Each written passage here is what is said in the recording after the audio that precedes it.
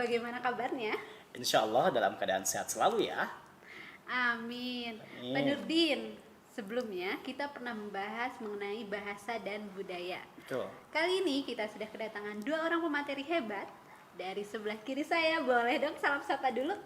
Halo, Assalamualaikum Model People. Perkenalkan, nama Ibu Amalia Ilmi, bisa dipanggil Ibu Ami. Ibu mengajar mata pelajaran seni budaya di level 7 dan juga 8. Ibu juga menjadi guru pendamping di kelas 9 Al-Batani. Halo, ini ya Pak Tani, ada Bu Ami ya. Kemudian di sebelah kanan saya nih Bu Rani ada siapa nih? Silakan Bapak. Assalamualaikum warahmatullahi wabarakatuh. Halo Model People. Perkenalkan nama saya Rihlan Cahyadi dan saya di sini sebagai guru bahasa Inggris dan guru pendamping di kelas 7 Ibnu Tufail. Salam kenal ya semuanya. Halo. Ibnu Tufail. Jeng, jeng, jeng, jeng. Wah, biar bersemangat ya Bu Rani ya. Ibnu Tufail. Kebetulan kita sekelas nih. Oh iya, pantesan ya. Wali kelas sama pendampingnya ya. Betul. Siap. Nah, berkaitan tentang tadi sudah disinggung juga tadi oleh Bu Rani tentang bahasa dan budaya. Kemarin sudah disampaikan oleh Bu Anissa dan Bu Is kalau tidak salah. Kita akan menindaklanjuti kembali nih Menindaklanjuti. Ngeri banget. tentang seni dan budaya di mana? Di Indonesia tentunya. Kira-kira seni dan budaya apa saja yang ada di Jawa Barat? Khususnya Jawa Barat dulu untuk nomor 1 ya, silakan. Kesenian Jawa Barat ini kan memang terkenal sampai di berbagai daerah ya. Bukan hanya budayanya saja, tapi masyarakat Sunda juga pasti dikenal dengan kekayaan keseniannya tentunya. Nah, ragam seni budaya juga memiliki ciri khas tersendiri gitu ya, ciri khas tersendiri, keunikannya sendiri seperti itu.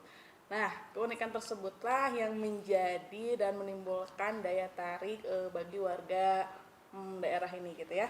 Salah satunya keunikannya budaya Sunda ini kan kita kebetulan Ada di dataran ya, Pasundan betul ya, ya, Sunda ya. berhubungan sama Sunda. Betul. Biasanya orang Sunda ini terkenal dengan ramah tamahnya Betul. gitu ya, lemah lembutnya, Somea. Iya. somea, periang gitu ya, juga sangat menghormati yang lebih tua gitu ya. Nah, seiring dengan perkembangan perkembangan Zaman. ya, budaya luar kan banyak masuk ya ke kita gitu ya, namun seiring dengan perkembangan dan masuknya budaya luar gitu ya, membuat budaya Sunda ini memang perlahan-lahan menjadi memudar seperti itu ya.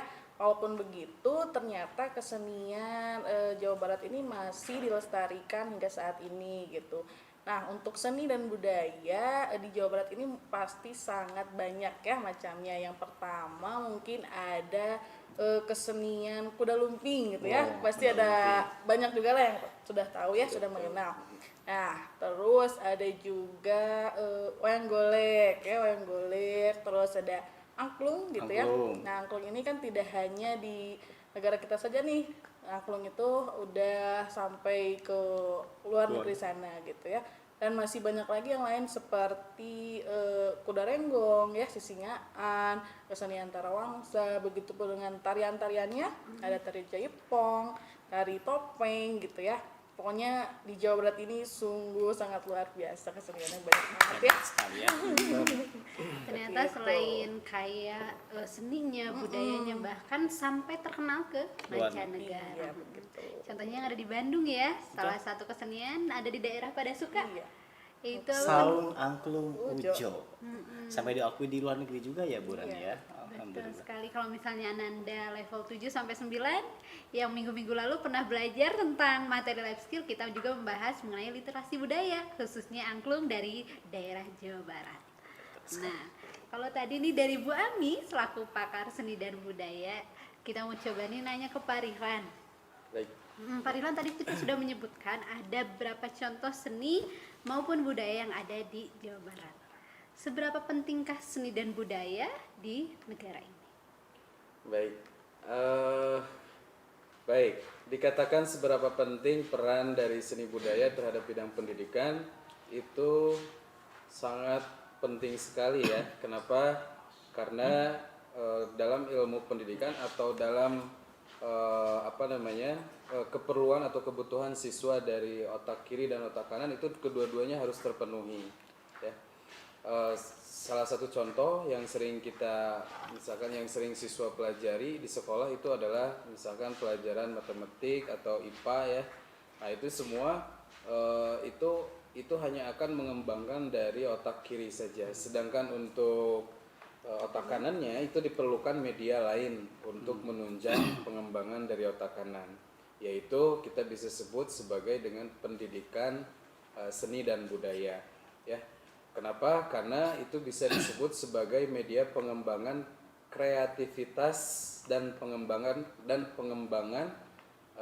dari keahlian peserta didik seperti itu. Jadi ini sangat penting sekali bagi kebutuhan dari peserta didik ya. Itu kalau kita melihat dari segi peserta didiknya seperti itu. Sedangkan kalau dari segi umum kita tahu bahwa seni dan budaya itu adalah salah satu Wah, ternyata memang betul ya yang telah dijelaskan oleh Pak Rihlan berkaitan tentang pentingnya seni dan budaya diterapkan dalam dunia pendidikan. Ya, itu untuk menyeimbangkan otak kanan dan otak kiri ya. Untuk muda people juga jangan ragu-ragu, jangan takut, jangan cemas, jangan malu apalagi ya untuk selalu ikut dalam kesenian dan kebudayaan yang ada di sekolah. Ya Bu Ami ya. Betul. Alhamdulillah. Kemudian masih tentang kesenian dan kebudayaan nih yang ada di sekolah nih. Apakah kesenian yang ada di luar apakah penting juga atau tidak dimasukkan ke dunia pendidikan? Baik, kalau satu gimana ya? Satu kegunaannya untuk apa dulu gitu ya? Maksudnya kalau untuk mengimbangi budaya global sih nggak apa-apa ya, karena supaya kita juga tidak ketinggalan gitu ya, tidak ketinggalan dari negara lain gitu. Cuman kembali lagi kita harus tetap dengan identitas diri kita sendiri kayak gitu ya. Kenapa kita harus banyak mempelajari budaya asing gitu ya, sementara budaya kita tidak mau dipelajari oleh negara lain kayak gitu. Daripada kita memfokuskan ke situ untuk menerapkan budaya asing di Indonesia, lebih baik kita istilahnya dalam tanda kutip mengekspor budaya kita kepada negara lain gitu. Sekarang contohnya Korea nih, pasti Anda semua suka pada nonton drakor gitu ya. Kenapa kita bisa menikmati dan mengkonsumsi budaya-budaya mereka gitu ya? Kenapa nggak dibalik gitu ya? Kenapa nggak kita yang keluar sana gitu ya? Sementara mereka juga orang Korea ini tetap menggunakan bahasa mereka gitu ya, produk-produk mereka gitu, budaya-budaya mereka, kebiasaan mereka untuk disuguhkan kepada kita. Kenapa kita nggak terbalik aja nih gitu ya? Kenapa kita nggak terbalik? Kenapa kita tidak membuat karya-karya dengan bahasa Indonesia, berbudaya Indonesia, dengan ciri khas Indonesia yang dinikmati oleh negara lain gitu ya? Lebih baik sekarang kita memikirkan hal itu, bagaimana caranya karya-karya kita ini bisa dinikmati oleh negara lain seperti itu ya. Ketika Korea aja bisa melakukan hal seperti itu, kenapa kita tidak bisa kayak gitu? Mungkin awalnya kalau kita mengutip dari tadi yang dijawab oleh Bu Ami, harus suka dulu, cinta dulu, baru kenal.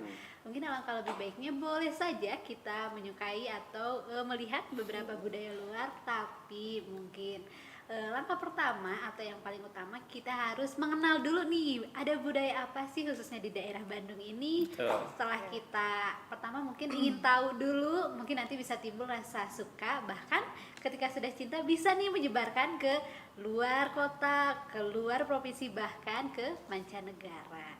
Itu dari seni budaya tadi. Nah, berhubungan dengan seni budaya Pak Rihlan, kira-kira manfaatnya nih untuk peserta didik, memang kenapa sih kita harus mengenal seni dan budaya?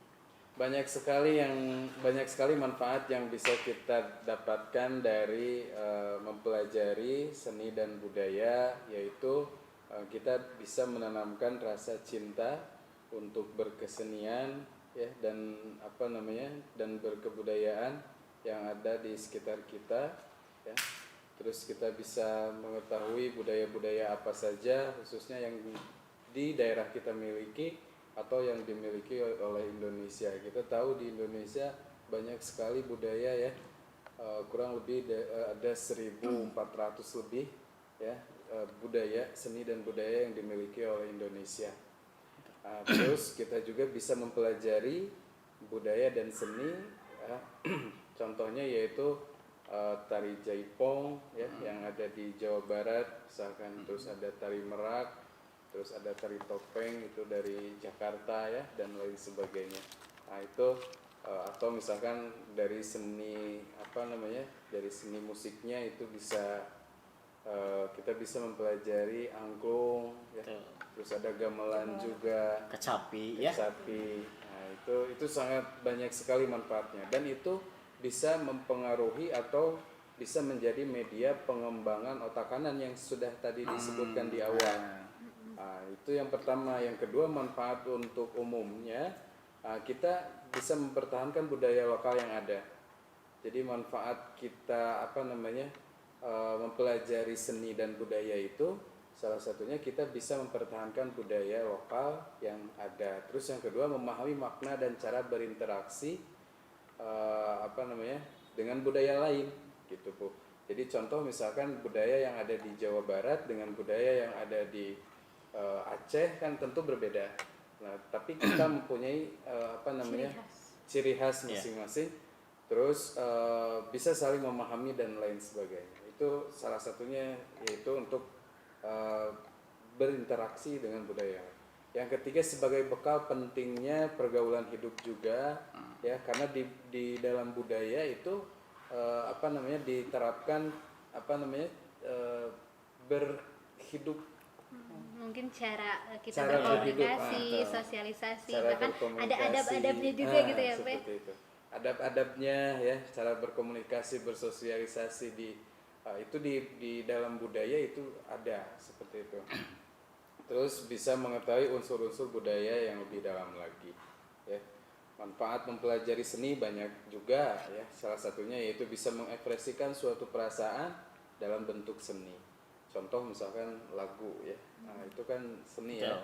Banyak sekali yang mengekspresikan hatinya itu melalui sebuah lagu. Curhat Ya. ya.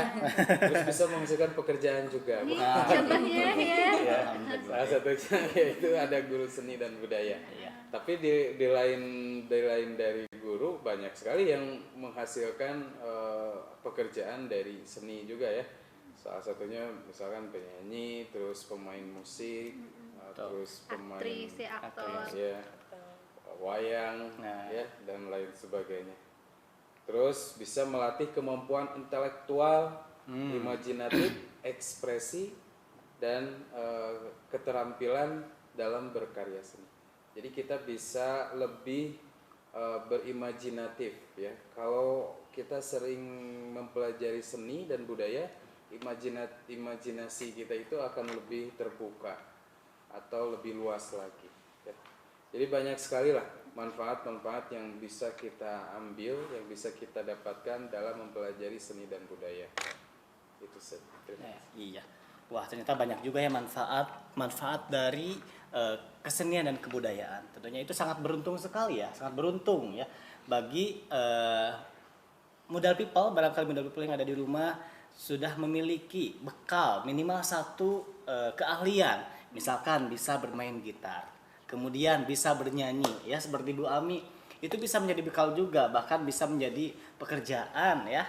Nah, bahkan juga ada juga Bu Ami sama Pak Rizlan, ada juga karena memang memiliki bekal di kesenian, misalkan di tari, itu bisa memiliki keuntungan juga. Salah satunya bisa ke luar negeri. Wah, ke luar negeri itu selain dari kita mengenalkan budaya kita dari Jawa Barat ke luar negeri, kita juga bisa menikmati ya. Oh, seperti ini ternyata di luar negeri. Wah, Saling mengenal kebudayaan ya. betul satu sama sekali lain. Bu Rani.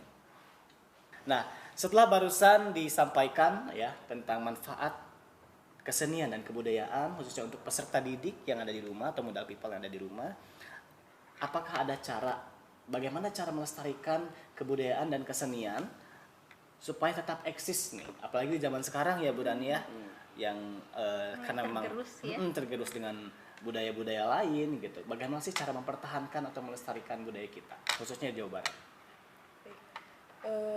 Mungkin kita ya selaku guru gitu ya, khususnya saya sebagai guru seni budaya gitu ya, sebaiknya menyampaikan dan mengajarkan kepada murid gitu ya, ataupun orang lain baik di lingkungan rumah ataupun di sekolah gitu ya, dengan mengajarkan budaya kita kepada orang lain, semakin banyak juga yang akan mengenal gitu ya budaya kita sendiri begitu. Mungkin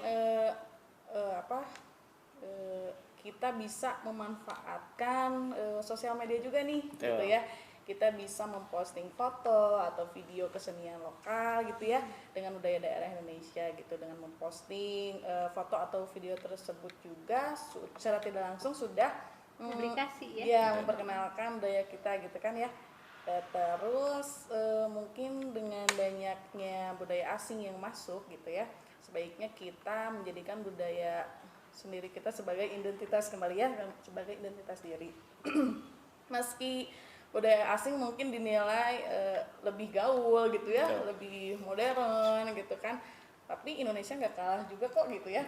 Justru Indonesia lebih banyak ragamnya gitu ya, lebih banyak, kita sangat banyak ragamnya seperti itu. Jadi kita boleh saja gitu ya untuk mempelajari budaya asing, tapi kita harus lebih cermat lagi gitu ya, harus memilih, jangan asal memilih, harus mengambil sisi positifnya tentunya untuk mengembangkan diri kita pribadi seperti itu. Jadi intinya tetap jangan sampai menghilangkan jati diri kita, Khususnya budaya pribumi ya. Nah, alhamdulillah ternyata memang seperti itu ya cara melestarikan kebudayaan, khususnya untuk budaya yang ada di Jawa Barat. Nah, selain itu juga dapat kita pahami juga ya, kita harus mempertahankan. Bagaimana cara mempertahankan? Nah, kita harus bangga dulu, bangga terhadap budaya yang ada di Jawa Barat. Kemudian mengapresiasi itu apa? Menghargai bahwa ternyata banyak sekali ya, paling banyak sekali budaya dan kesenian yang ada di Jawa Barat. Nah, setelah mengapresiasi baru kita dapat mengenalkan, seperti yang barusan disampaikan oleh Bu Ami, mengenalkan melalui media sosial tentunya ya Bu Rani ya. Betul sekali. Tadi Bu Ami sudah menyinggung ya beberapa cara melestarikan. Mungkin nih sebagai bentuk praktik nyata juga, kalau yang bisa kita praktikkan di rumah karena kita tinggal di Bandung khususnya, boleh yang biasanya menggunakan bahasa Indonesia mulai sedikit-sedikit kita berbicara dengan orang tua dengan bahasa Sunda yang halus. Minimal seminggu sekali ya, ada misalkan Rebok Nyunda biasanya Bu Rani ya. Betul, ada juga program dari pemerintah ya. Kalau biasanya dulu di sekolah kita pakai pangsi pakai batik, kebaya. Atau misalnya bukan sekarang lagi pandemi, kita kan nggak pakai seragam, boleh cari tahunya di dunia maya, di YouTube ada kebudayaan apa saja sih yang ada di sekitar kita dulu nih, karena dengan begitu budaya kita akan tetap lestari. Betul. Dan tentunya tidak akan hilang ditelan oleh masa. Nah, seperti itu ya. Baik, Bu Rani, ternyata tidak terasa nih sudah di penghujung acara untuk pertemuan hari ini bersama Pak Rihlan dan Bu Ami. Terima kasih banyak ya atas ilmunya dan kesempatannya untuk bisa hadir dalam petasan hari ini. Dan insya Allah untuk Muda People jangan khawatir, nanti kita akan bertemu lagi pada pertemuan-pertemuan selanjutnya ya. Tentunya masih dalam acara Petasan Podcast edisi akhir pekan. Wassalamualaikum warahmatullahi wabarakatuh.